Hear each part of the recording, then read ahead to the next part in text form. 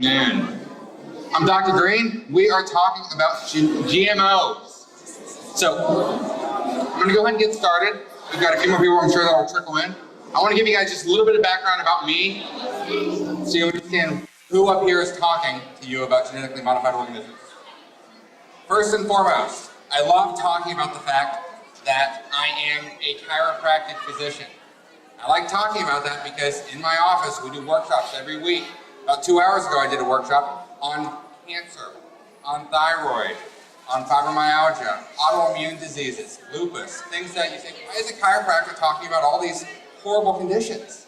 Well, if we talk for a second about that, the reality is most chiropractors are in a musculoskeletal model, but we are a whole health approach. It's how do we address the body without drugs, without surgery?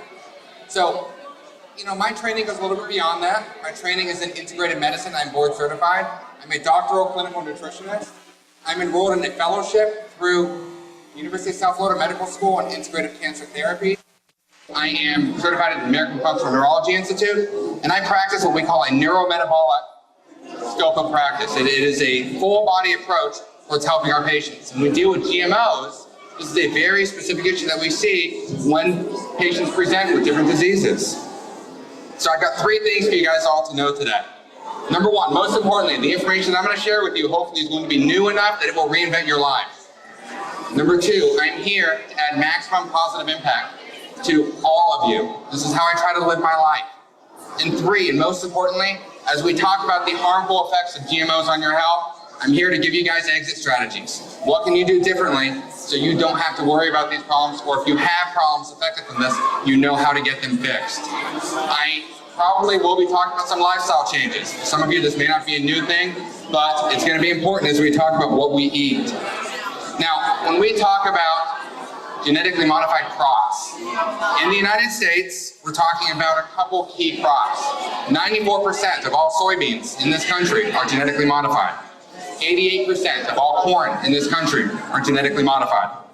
93% of all cotton is genetically modified. Cotton isn't just what's on our clothes, but it's also cottonseed oil, which is used in a whole wide range of vegetable oils that we cook with. 90% of canola oil is also genetically modified. And don't forget about sugar from sugar beets. There's other genetically modified foods, and we'll talk about a couple of them as well. But, I'm going to jump right in. We're going to talk about soy and corn first. Soy and corn derivatives are in most foods that you eat. If it comes in a box from a supermarket, it's probably genetically modified. We've seen that over 80% of processed food in this country is GMO. The first 4 that we talked about, soy, corn, cotton, canola, make up vegetable oil. Now, sugar beets. In the US, sugar beet growers introduced genetically modified sugar at the end of 2009. Unless an ingredient says pure cane sugar that you're buying, it is almost always a mixture of cane and sugar beet, and it's genetically modified. Some other crops that you may not realize are typically GM, Hawaiian papaya. They've made it so it's resistant to viruses. How about zucchini? A significant portion of zucchini that is not organic is genetically modified. Even crookneck squash, which has also been made virus resistant. I'm going to touch on wheat as well. This is a very controversial subject. The government doesn't like calling wheat genetically modified, but the rest of the world doesn't like our wheat anymore. And there's a reason for that. Now, with wheat, we see the process of deamidation. They've made it more water soluble. That's changed how we process it. They also have used what's called recombinant DNA technology. They've spliced and changed so many different types of wheat strains for what we have today that it is not recognizable as the wheat that we ate 50, 60 years ago. How about potatoes? It's another GM crop. And we're also going to touch on growth hormones and milk, specifically RBGH, which is a pretty hot topic as well. So what does GMO mean? I want to start with just a really basic review about GMO, and we're actually going to talk about DNA for just a brief second. So, everything starts with the plant. And in the plant, you have these cells. We all know this from elementary school and middle school biology class. Inside those cells, we have a nucleus. Inside the nucleus, we have chromosomes. Those chromosomes have DNA in them. This is where it gets important. Inside the DNA, we have what are called base pairs. We've got 4 little letters. You may remember them, you may not. A, T, C, and G. And they're called nucleotides. And this makes up your genetic strain. So when we talk about a genetic modification, we're talking about changing the DNA structure of a plant or an animal. A basic description of it would be where genes in the DNA determine the RNA, which then determines the proteins or amino acids in your body. So those proteins determine everything, the traits, the characteristics that you deal with. And so how does genetic engineering work? What are we doing? What we're doing is we're taking a gene from bacteria, from viruses, from other sources, from one species, and we're forcing it into the DNA of another species or another plant.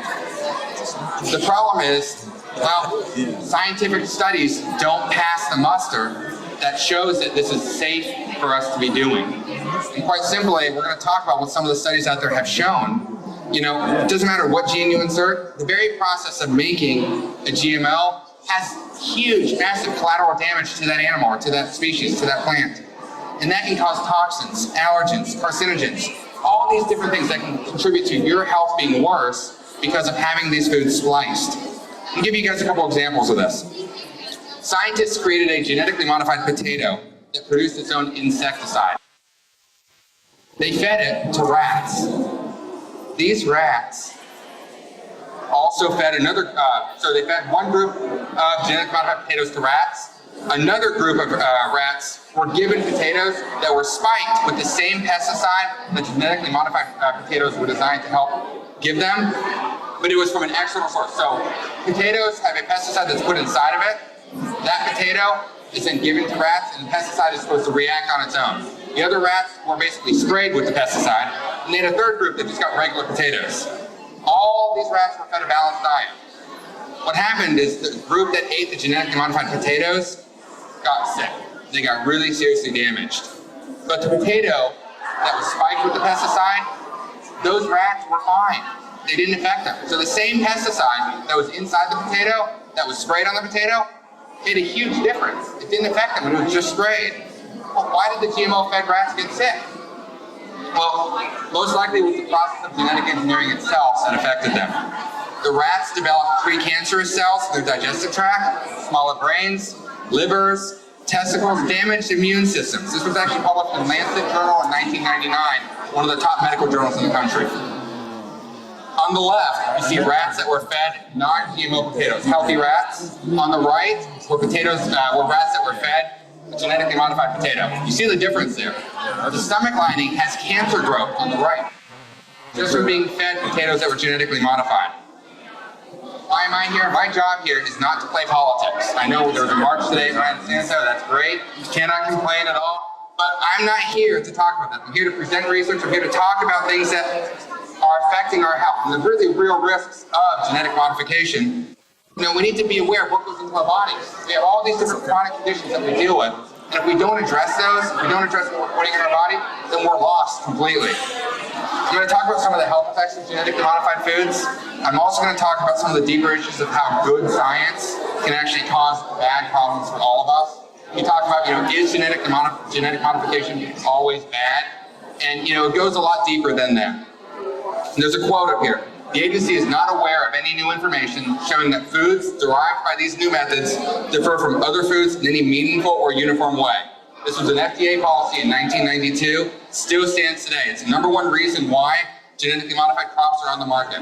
When this went into effect, the FDA said no safety testing was necessary. They said, you're fine, you don't have any problem. GM foods are the same as non-GM foods. What that meant is any biotech company out there who make a genetically modified food, if they say their foods were safe, then the FDA has no further questions. That's it. But the statement wasn't true. That's the key thing. This is another statement from the director of the Division of Anti-Infective Drug Products. It would be a serious health hazard to introduce a gene that codes for antibiotic resistance into the normal flora of the general population. Serious health hazard, yet that's done. In May 2009, the American Academy of Environmental Medicine released a policy paper urging all doctors to prescribe non-GMO diets for everyone, stating that animal studies show that genetically modified food is linked to infertility, immune problems, accelerated aging, organ damage, and gastrointestinal problems. the group called for a moratorium on all GMOs in our country. You know what? It was ignored. It hasn't happened. And GMOs are inherently unsafe. I mean, they've got genes that you're taking from one species, you're forcing them into another species. You know, and soybeans, corn plants that are in so much of our food get these genetic modifications thrown in them, and it doesn't mean what you do, you get all these toxins that occur. An example of that would be GM soy again. In the United Kingdom, when GM soy was introduced, soy allergies skyrocketed by 50%. This was in 1999. GM soy might increase allergies. Why? Why does it increase allergies? It's got a higher level of herbicide residues. This triggers reactions. There's also a huge increase, sevenfold, in an allergy. It's called a trypsin inhibitor. That's in genetically modified cooked soy versus non-genetically modified cooked soy. So I mean, there's a huge difference in what we're putting into our body and how the responses are actually affecting us. One study actually suggested a brand new allergen in GM soy. And mice that were fed GM soy showed reduced digestive enzymes, which might actually increase allergies to many proteins. So these mice that were fed this soy got sick. You know, Roundup Ready protein, which is one of Monsanto's big proteins that's in soy, that's in corn, that's in a lot of our products. It's produced by inserting a gene into the seed. It's got properties of a known allergen. But here's the thing, there's only one human feeding study ever conducted on GM foods. And that study verified that a portion of the Roundup Ready soy actually went not just from the GM crop, but into bacteria living in our intestines, and it continued to function. So you have these crops that were given the soy, the genetically modified soy, or grew, then the animals were fed it, and then we ate it, and you know what? That Roundup Ready protein ended up in our body. And it grew, and it transferred, and you know, it means that the Roundup Ready protein can be produced in our own body even after we stop eating genetically modified food. So if we eat it, it's there. Rabbits were fed the Roundup Ready soy. Increased enzyme activity. Mice, for 8 months, were fed it. And you know what? They had significant changes in the liver, the pancreas, the testes. We're talking huge changes in animals when they were given these products. Female rats fed GM soy starting 2 weeks before they conceived and continuing through pregnancy and lactation had a 50% increase in their offspring dying within 3 weeks, compared to 1 in 10 who were not fed GM soy. Huge, huge changes in the health of these animals. You know, evidence of allergy reactions to corn and soy were shown in multiple studies. You know, University of Nebraska did a study. The Journal of Immunology did a study. Journal of Agriculture and Food Chemistry just did a study that's impressed. The research is there. Cotton and corn, same thing. You know, it's engineered with a gene from the soil known as BT. So BT corn, BT cotton. When insects bite this corn or cotton, they get a mouthful of the toxin and they die. The plant itself is making the toxin, and it literally opens their digestive tract and it kills them. So the EPA actually registers those BT corn and BT cottonseed as pesticides. So those crops are actually pesticides with the EPA. And yet we're eating them. We're putting them in our food every single day. Biotech companies claim the BT toxin is safe. What they actually say is the organic farmers, and others who use this spray for natural insect control don't get sick. But it's not the same thing. The plants aren't doing the killing in that case. When you have a BT corn, BT cotton, the plants themselves are killing it. What they've shown is that's different than being sprayed with it. It's, you know, it's incredibly a different change, and it's 1,000 times more concentrated. It's designed to be more toxic. You've got these allergens that are in it. You know, unlike the spray, you can't wash it off. You're stuck with it, and people get sick as a result of it. Just like mice fed with the BT toxin developed immune responses, also if they were fed with Monsanto's MON 810 corn, same problems, immune problems. You know, Monsanto made a study public because of a lawsuit. Rats that were fed BT corn had signs of liver and kidney toxicity. You talk about kidney inflammation, kidney lesions, decreased kidney weight, and usually you would see that with like a blood pressure problem, not with just your diet alone. Increased basophils, that's allergies. Increased lymphocytes, that's white blood cells, indicating infection or disease. Increase in blood sugar, decrease in red blood cells, anemia. This is all just from this one food. And the research behind GM foods that are being fed to animals, I mean, it's well established with a wide range of different companies that have done this. You've got studies done by the companies, Monsanto, Cargill, DuPont. You've got studies that were done by the medical literature. You've got studies done by other countries that all point to the same thing. Even the FDA themselves have done these studies. And the key thing is, you know, those studies are enough. There's so many more that are out there. It belabors the point. When you eat GM crops, when animals eat GM crops, the animals die. The animals get sick. So the key thing is, what about humans? And that's the real question. What happens when we eat it? They say it's safe. Is it? Well, what the research actually shows, I'm going to go all the way back to 1989, the first case of deaths with the GM product, L-tryptophan. Now, this was a mistake that happened, but what it was L-tryptophan was genetically modified. This is a supplement, and the wrong genetically modified version were given to people. 37 deaths and 1,500 injuries. It was a $2 billion settlement by Japan's third largest chemical company for this. It's the first case of deaths in the humans from genetically modified foods. Brazil nuts in 1986. The Brazil nut genes were spliced with soybeans to try to add protein to them. It led to anaphylactic shock in humans. And it kind of taught us a valuable lesson. Use genetic modification, allergens from one food can be transferred to another food. You know what Monsanto just got approved last year from the FDA? Soybeans spliced with salmon. Omega-3 fatty acids in soybeans. They learned their lesson with all these studies way back when, with the soybeans, with Brazil nuts, that if you put fish's product into these beans, you're gonna have a problem, you're gonna have reactions. And you know what the worst thing is? We don't know. We know that food labeling is non-existent.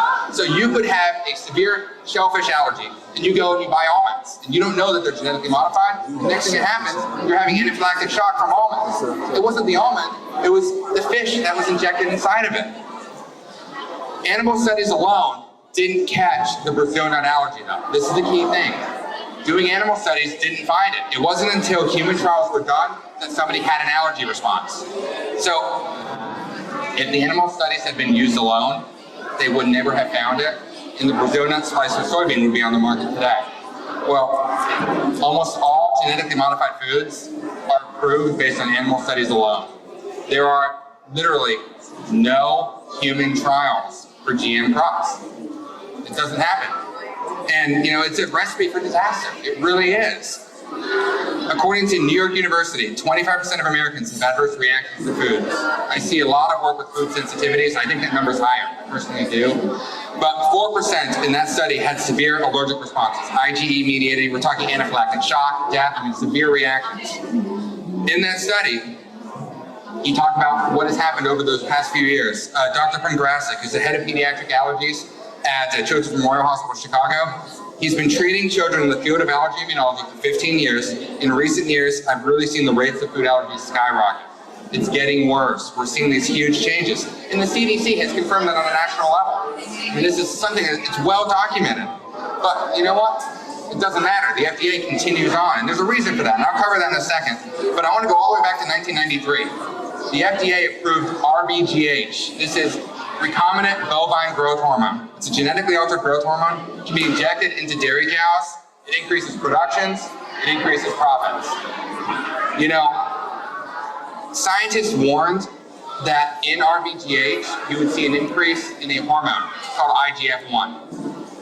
70% to 1,000%. I'll tell you what IGF-1 is in a second, but if you just look at that number, that is a huge, huge increase from this one hormone. IGF-1, what is it? Why do we care about it? Well, because it causes cancer. My cancer workshop was a couple hours ago. We talked a lot about that. It's linked to a 2.5 to 4 times increased risk of colorectal, breast, and prostate cancer, just from this one food. Now here's the thing. Canadian studies also confirmed this suspicion. RBGH led to thyroid cysts, internal organ damage in rats. The FDA's own studies saw spleen mass increasing. You know, that's like leukemia. Signs of leukemia. Monsanto was wrong when they said that the hormone RBGH is killed when you boil it, when you pasteurize it. So they did a study. 19% of the hormone was destroyed when you boiled it for 30 minutes. You know how long pasteurization takes? 15 seconds. How much of the hormone do you think is destroyed in 15 seconds if 19% was destroyed in a half hour? Almost none. So it's still there. And the key thing is, you know, RBGH has been outlawed in Canada, in the European Union, in Australia, in New Zealand. In fact, Monsanto actually sold their rights to RBGH to another company a couple years back because it was too hot for them to handle. But it's still allowed. And the key thing is, even the United Nations, they won't certify it as safe. If you look at what you have though, ice cream. How many ice creams are out there that are not organic? The majority of them, right? Schools, okay, think of what your kids are eating in school. Milk, sour cream, cheese. Most dairy products not labeled as organic use milk that comes from cows that have RBGH inside of them. A few months ago, there was Chobani, the largest Greek yogurt company, had a big deal. They pride themselves on being natural and being healthy. You know, we don't use milk that comes from cows that are RBGH. Well, they said they weren't sure if they could keep doing that, and it was kind of a big stink. A lot of people got really upset because they're the most expensive as well. If I'm paying all this money for a good product, well, they said, you know, we're not organic. We just try to do better than most. But they came right out and they said, we don't follow all those rules. We don't have to. So, I mean, we get to make our decision who we shop with. The FDA refuses to admit there is a problem. We're talking about that 92 statement when they said that GM foods were the equivalent to regular foods. You know, the world knows different. All these other countries have outlined these problems. And bottom line, we need more studies. Even the FDA's own scientists, they warn us. They say that study after study has problems. We need long-term safety studies done before we release it to the public. The overwhelming consensus among the agencies, the FDA's own scientists, that GM foods could lead to unexpected, hard-to-detect side effects, allergens, toxins, new diseases, and nutritional problems. You know, politics has dictated a hands-off approach to approving safety testing for these foods. We go back to the first Bush administration, and again, it's not a politic issue, but it's just how things have changed. You talk about with the Wall Street crash a few years ago, when there's regulations and changes, and how do we deal with stuff. You know, the guy who's now in charge of the FDA policy, and I will show this out there, there's Michael Taylor.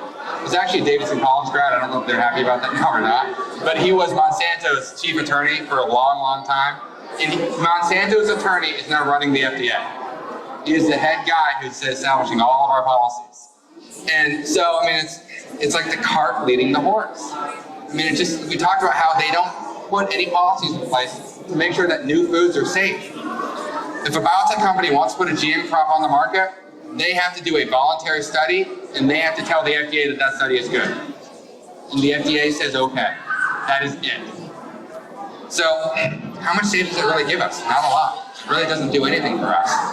You know, why am I here? Why do I care about GMO? Because I have a family, because I have patients that are sick, because I see a lot of autoimmune diseases that don't get solved, that have all these health problems. And what you put in your body plays such a large role. It could be literally 40 to 50% of all disease processes that we see come from the diet that you're dealing with. It really does. You know, in my office, we see all these chronic health conditions that neurometabolic model of care to look at whole health. We talk about some of the diseases that I've seen in my office. Hashimoto's, it's autoimmune thyroid disease.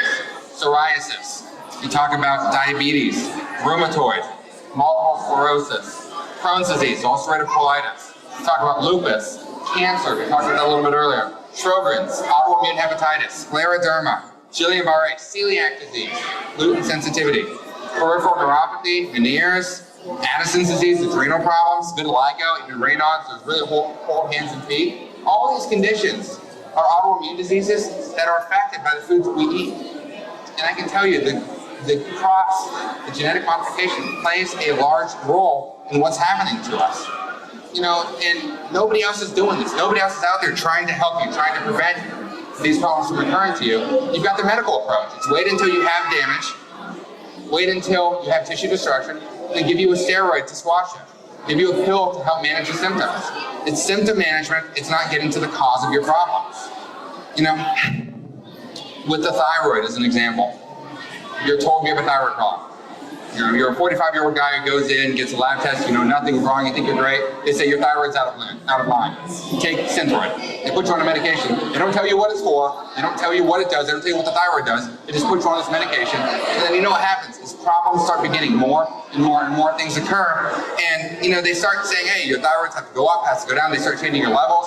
They start chasing your hormones. And they never address why you had that problem in the first place. It's an autoimmune problem in 90% of the cases. And that's proven in the published medical literature. They prescribe antidepressants because you don't feel good. You know what? Those headaches that you always get, we were talking earlier with somebody about that, and I see this. I mean, excitotoxins, different ingredients, chemicals that go in They cross into the blood-brain barrier, and they can affect you. MSG is a classic example. Glyphosate is another example. It's in Gatorade. It's also in BT. It's in Roundup Ready and BT GMO crops. And this is something that Monsanto makes that we get. You don't even realize it's there. And you wonder why you get headaches. You wonder why you have brain fog. You wonder why you have concentration problems. Or you've got numbness in the hands or feet. How about acid reflux medication? You're given medication. They say, oh, you have acid reflux. Acid is not the reflux. As we hit age 30, we start producing less acid. Most people who have an acid reflux problem don't have an acid reflux problem. They have a digestive problem. You're eating the wrong foods, and your body can't digest what's going in. So they just squash it more instead of looking at your diet, looking at your lifestyle, look at the foods that you're eating, and trying to change that and figure out what you have to put into your body in order to stay healthy. With brain, same thing. You can go on an antidepressant, SSRI, and anxiety medications. They don't fix the problems. Those excitotoxins, MSG, aspartame is another one. When aspartame was really big, Diet Coke was really big. In the early 90s, they had some big studies they did on high school girls who had headaches. And they linked them all to Diet Coke. And they said, stop drinking the diet soda, and all the headaches went away. And all these people had problems with aspartame. And that's why you have Splenda now, which is chlorinated sugar, just so you know. So it's pool water and sugar. And they say that it doesn't break down, it doesn't affect us, but it's still an artificial ingredient. And the key thing is, if you look at the number of studies between saccharin, aspartame, and Splenda, I checked, it's been a couple years since I checked it, but when I checked it, they had like 200 studies on Splenda. Aspartame had like 20,000. I mean, just you're talking so little studies, and yet it's one of the top artificial sweeteners that's now. Then you've got those drinks that have aspartame, Splenda, and saccharin and sugar in them. You know, and it's like the Coke 10s or Coke whatever it is. I don't even know what they're called anymore, but they've got all this, these different flavors in them. The key thing is they contribute to brain dysfunction. They come from genetically modified foods in many cases. We don't even realize what we're doing to our bodies. In a functional medicine approach, what we do is we look for immune triggers. GM foods, clean living is huge with that. Food sensitivities. Proper testing is needed. Do you have a gluten issue? Do you have a dairy issue? Is the dairy you're eating just the wrong kind of dairy? Do you have a problem with soy or egg? Do you have a problem with corn or rice or protein or potatoes? Or what about coffee or oats? So you're gluten-free and you eat all these gluten-free grains. Are they safe for you? You know, for some people the answer is no. You have symptoms. Even though you've gone to a clean living, even though you've gone gluten-free, you still have all the same problems you had before and you don't know why. So they say take this medication. Infections, blood sugar, adrenals, hormonal imbalances, thyroid imbalances, I mean, all those things have to be looked at. How about liver and gallbladder problems? We talked about what all those GM crops do to animals, their livers, their intestines. I mean, what is that doing to us? We don't know. That's the bottom line issue. We don't know. The few studies we know don't show good stuff. You know, there's a term, it's a big $3 medical term, impaired methylation. I want to introduce you guys to this term because it really is big. We talk about DNA, we talk about RNA, anti-aging, oxidative stress, trying to keep inflammation down in our body. Methylation is how our body regulates inflammation and allows new cells to develop. B12, B6, folic acid, selenium, zinc, our stomach acid, pH levels, all these things affect it. And it's something that we see a lot of people have a problem with. If they do, it can even be on the genetic level. So you have all these problems, and I see, autism, chronic fatigue syndrome, have some links where they're almost the same condition, just one comes on when you're a baby and one comes on when you're 35. Now the key thing is looking at all those different areas that are affecting you. Vitamin deficiencies. How about you're taking supplements, and are they making you worse? Sorry for all the vendors here, but for some people they do. And the key thing is you have immune support. You've got these two halves of your immune system. When you take a supplement, is that immune supplement pushing you one way, pushing you the other way, or is it helping you? And you don't necessarily know just by taking the supplement. You may feel like, oh, I'm always tired no matter what I take, but it's actually making you worse. And supplements are good for you. I mean, they're a great way to help support organ function, see improvements in your health without having to, it's that is diet. I mean, those are our tools we use. We're not going to take a medication that's going to just cover up symptoms and not fix anything. So you need to know what you're taking and what's in it. That is so, so important. If we talk about supplements, one last thing to kind of touch on with that is the ingredients that are in supplements. I mentioned the term excitotoxin before. There's another term we use, it's called excipient. Now excipients are fillers, they're non-nutritive. When you take a pill, when you take a supplement, when you take a tablet, there's no value to these products. but they have to be in it in order to help the capsule or perform it or get it so you can do it. Tablets are the worst. Tablets are heated up to 500 degrees so they can compress it down. Everything good in that supplement was killed when it got heated up, and then you're taking it. Excipients can be things like magnesium stearate. You've got calcium dioxide. If you just look at any supplement, you'll see, B6, B12, calcium, zinc, all the good stuff, and then you'll see, 5 or 6 things that look like big chemical terms. Those are excipients. They're fillers that are in your capsules, and some of those are actually genetically modified. You don't even realize that those very ingredients could be affecting us, and there is no real regulation on that aspect. GMs are legal, they're safe, and they don't have to tell us what's going on with it at all. In my practice, I do what's called a neurometabolic approach. We modulate the immune system. We look at diet. We look at lifestyle. We use supplements based on lab findings for you as an individual. What do you need, not what's good for somebody who has your condition. I address neurological misfiring. If you have excitotoxins, if you have problems in the brain, we address those to help balance out your neurological function. And the key thing is, from a genetically modified organism, GMO foods, GMO crops, they affect us, they hurt us. We're able to come back and help patients who have these problems. But it starts with looking at the whole person and changing what you put into it. You gotta address what you're eating. If you don't change your diet, if you don't change the foods, if you aren't knowledgeable about what is in those foods, those processed products or non-processed products, then you're lost. My goal was to reinvent your life. Hopefully I've given you enough information today to make a huge improvement in you as you leave here. I appreciate everything, but we all know that knowledge and action is what gets results. Don't just take the information I've given you. Don't just take the knowledge that you now have and stick it somewhere in the back of your brain and live with it. You have to do something to make an improvement. You have to use it to change your life and get the life that you deserve. If you are interested in learning more about GMO and how it affects your health, I'd be more than happy to talk with you guys. We do have a booth. It's over to the left side of your main stage, in the corner over there. Also, you can find us on the web at drakibagreen.com. It's my website. Our blog, Ask Dr. Akiba, is another great source. We have tons of weekly GMO posts that we put up there. Lots of research we find, stuff that we come up with, stuff that we find elsewhere. Definitely, I hope it's a good resource for you. And I appreciate you guys spending the last 30 to 45 minutes with me. Thank you very much.